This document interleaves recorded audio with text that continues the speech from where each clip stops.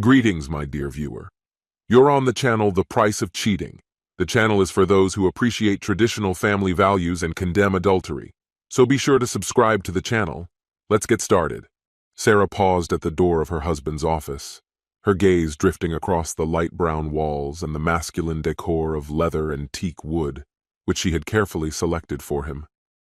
Gently opening the door, she saw her husband look up, greeting her with a warm, familiar smile. But as she stepped into the room, softly closing the door behind her, he noticed something was wrong. After 19 years of marriage and everything they had been through together, he could read her like an open book, and now it was obvious that something was weighing heavily on her. Without taking his eyes off her, he pressed a button on the intercom. "Samantha, hold all my calls. If anyone tries to reach me, tell them I'll get back to them later. Unless it's the governor, I don't want any interruptions." "Got it, boss," his assistant replied cheerfully. After a brief pause, she added, "If I can help in any way, I noticed something too." Sarah stood silently by the door, listening to the exchange between Connor and Samantha. She struggled to keep her emotions in check. She wasn't sure she would succeed, but she knew she had to try. Slowly, she crossed the room, heading toward one of the dark red leather chairs surrounding the low table in the corner. Setting down her large bag, she tried to sit gracefully, but Connor could see her legs almost buckle beneath her. Hey, Connor said softly, getting up from his desk. He quickly moved toward her and knelt beside her.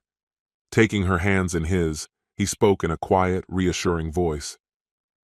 "I've never seen you this upset. Whatever it is, we'll get through it together. We're a team, remember? Can I get you something? Coffee? Soda? Maybe some water?" he asked, trying to calm her. "Oh, Connor," she whispered, her voice trembling with emotion. "Drinking is the last thing I want right now. It's part of the reason I'm in this situation." His brow furrowed in confusion. "Take your time, Sarah. I love you. You love me. We'll get through this no matter what. Just tell me what happened." "I don't even know where to begin," she whispered, her voice shaky. "Was it at the party on Monday? Or today when Daniel insisted on having lunch? Or did it all start months, maybe even years ago?" She trailed off, searching his face for reassurance. Finding comfort in his patient expression, she summoned the courage to continue. "On Monday night at the party," she began slowly, "there were a lot of our friends, just as we expected. I had a couple of whiskeys. It's not an excuse, just a fact. By 10, maybe 11:30, I'd had too much to drink and needed some fresh air. I stepped outside to get away from the smoke and clear my head." She paused for a moment, gripping his hands a little tighter. "It was cold. I didn't realize how cold until Daniel appeared and startled me. I hadn't noticed him at the party, but I guess he'd been there the whole time." She took a deep breath. "Now I wonder if he followed me outside on purpose. Either way, he saw that I was cold and gave me his jacket. You know, we've always flirted a little. Nothing serious, or at least that's what I thought. But that night, something changed." Connor's face darkened slightly, but he remained silent, listening intently. "We flirted a bit, like usual, and then he asked if I wanted to see his new office. Did you know he got promoted to senior vice president? I didn't even know.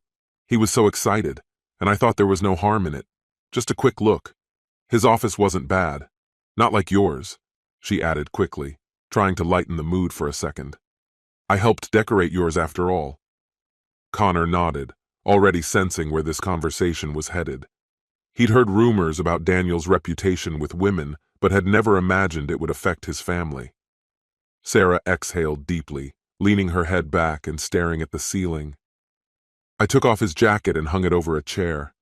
I was still wearing that sleeveless black dress you like, the one with the slim skirt. The straps of my dress wrapped around my neck, leaving my back and shoulders bare. We were having a casual conversation about his work when, without any warning, Daniel's hands landed on my exposed shoulders. His touch, though unexpected, felt oddly comforting, and I didn't pull away. On the contrary, it seemed to blend with our frequent, playful exchanges." Sarah took a deep breath as if releasing the air she had been holding. She closed her eyes and continued her story. And then everything spiraled out of control. I didn't even realize how it happened, but suddenly Daniel was holding me, kissing me, and his hands were everywhere. Connor, I swear I tried to stop him, but he didn't seem to notice. And to be honest, I didn't try very hard. I didn't think it would go this far. Then something changed, and everything became different. I can't explain it. One moment I was resisting, and the next I was kissing him back, while at the same time trying to tell him to stop. But he didn't stop. He started unbuttoning my dress. I didn't stop him. I couldn't stop myself. I don't know how to explain it, Connor. Daniel was always just a friend. Your friend. And I never thought I would need to defend myself from him. When he lifted me onto his desk, it felt like a nightmare. I'm so ashamed, Connor. I let this happen. I can't even say the words. I'll understand if you can't look at me anymore. I didn't expect this, I swear. My God, Connor. Her voice trembled as she covered her face with her hands. If someone had told me this would happen, I would have laughed in their face. But it happened. And the worst part? I liked it. Not like I enjoy being with you, but it happened. I let it happen, and in some horrible way I liked it. Even when I tried to push him away, I didn't fight him with all my strength. I hate this about myself. I love you, but I couldn't stop it. I know you'll never be able to forgive me, but please, I beg you to try.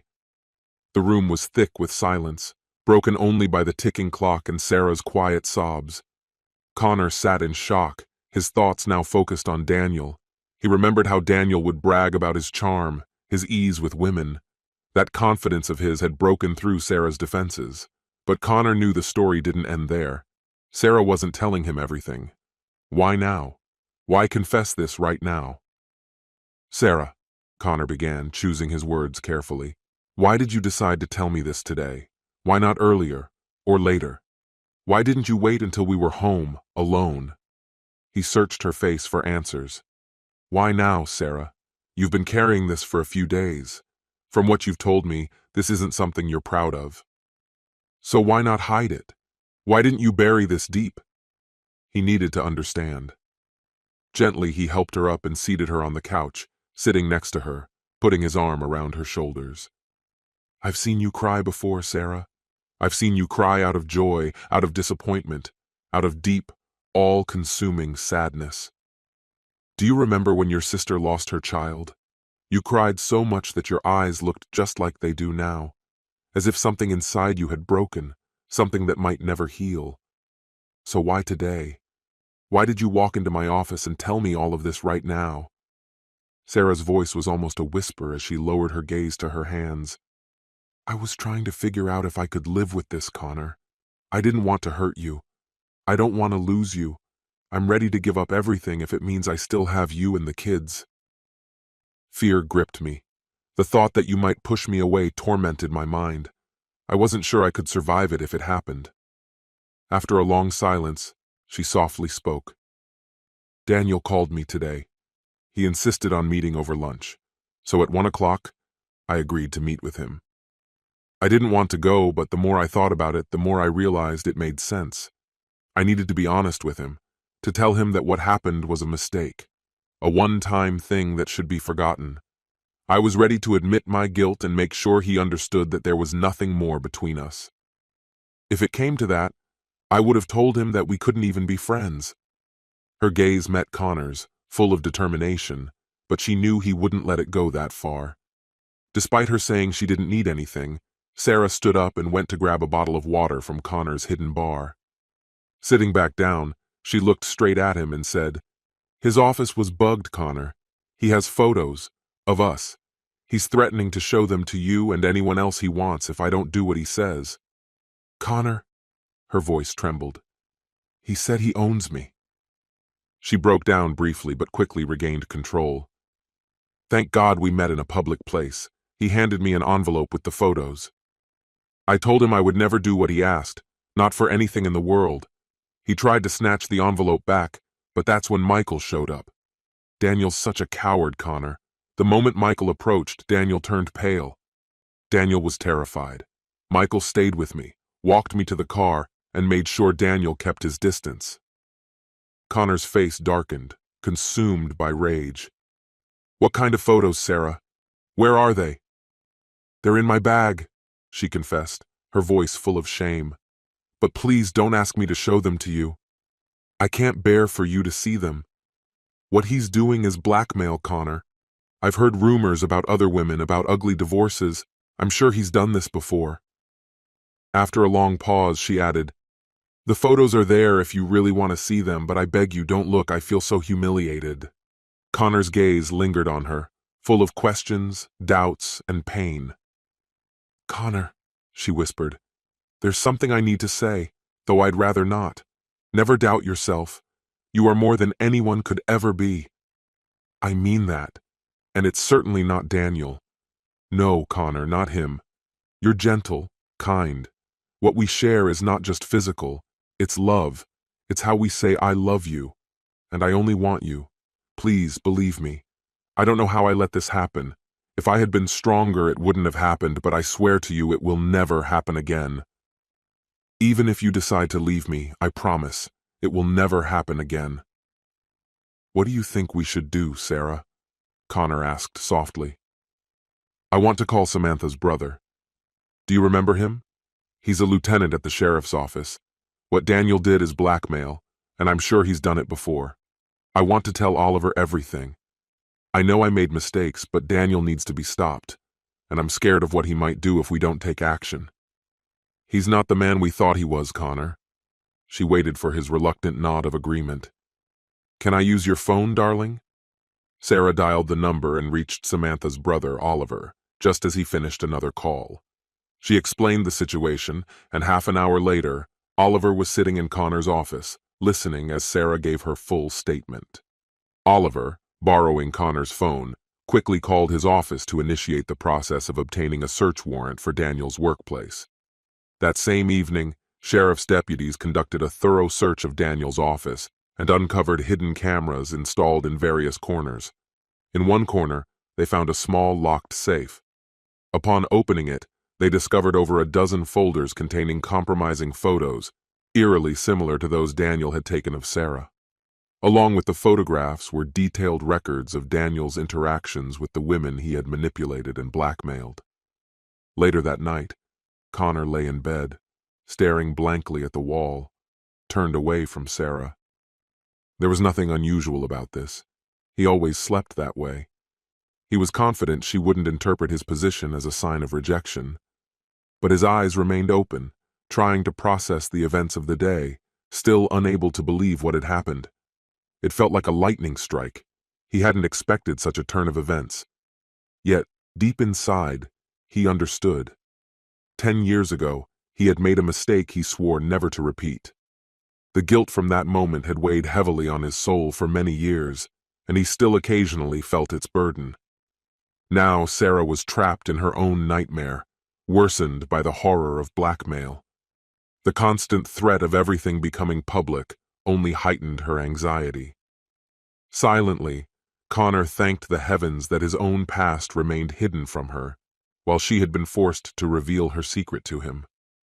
Sarah now lived in constant fear, worried that Connor's anger might drive him to leave her. If their affair had continued to this day, perhaps he would have considered walking away, but they had been through too much together for him to easily dismiss her pain. He understood that the torment she was enduring now was punishment enough. Breaking up their family would only add to their suffering. Connor knew he could reassure Sarah that he wouldn't leave, but that wouldn't dispel all her fears. The only real path forward was to continue living as they had for the past 19 years.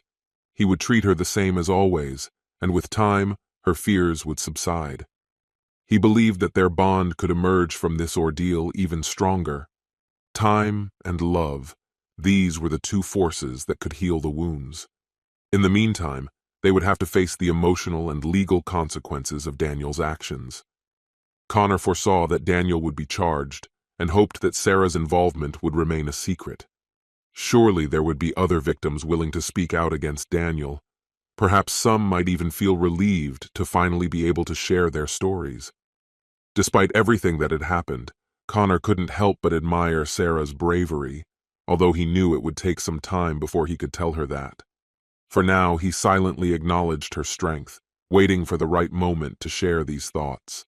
Beside him, he could still feel the tension gripping Sarah, knowing that she too was awake.